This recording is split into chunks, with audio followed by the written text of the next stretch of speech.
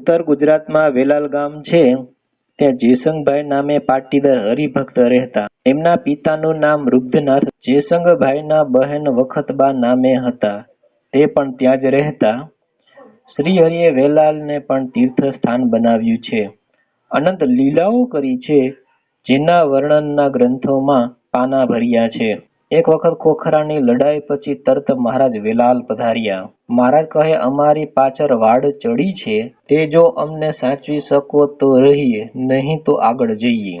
ત્યારે જેસંગભાઈ તથા વખતબાએ કહ્યું, હે ભગવાન, જ્યાં તમે બિરાજમાન હોય ત્યાં મહાકાળનું પણ ન ચાલે. ત્યારે આ લોકના માણસોનો શું ભય? વખતબા કહે, હું સાંભેલું લઈને બેસીશ, જે આવશે તેના માથા ભાંગી નાખીશ.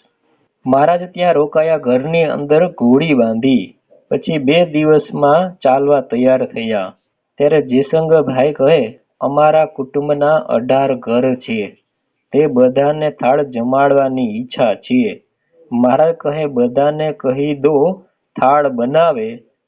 પછી એક જ દિવસે 18 ઘેર થાળ જમ્યા. જેસંગભાઈનો માઢ છે, તેના પર મહારાજે એક વખત 18 સંતને દીક્ષા આપી. ને જેસંગભાઈ પર રાજી થઈને કહે કે વરદાન માગો.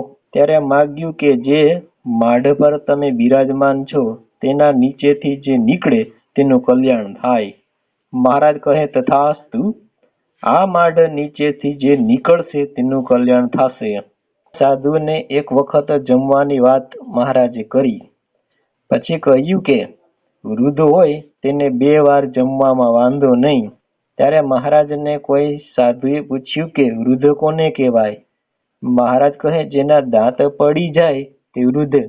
પછી એક જુવાન સાધુ જેના દાંત રોગથી પડી ગયા હતા, તે ઊભા થયા કે મહારાજ, હું તો વૃદ્ધ ગણાવું ને. પછી બધા હાસ્ય કરવા લાગ્યા. એટલામાં વખતબાએ કેરીનો ટોપલો મહારાજ પાસે મૂક્યો. સૌ જમવા લાગ્યા. મહારાજ કહે, એક વખતની વાત કરી છે, છતાં સૌ જમવા બેસી ગયા. મહારાજ, તમે આપ્યું અને અમે લીધું. મહારાજ કહે, વેલાલમાં વાંધો નહીં, જમો. આમ જેસંગભાઈને ત્યાં અપાર લીલાઓ કરી છે. જેસંગભાઈનું ઘર તથા માઢ હજુ પણ એમને એમ જ છે.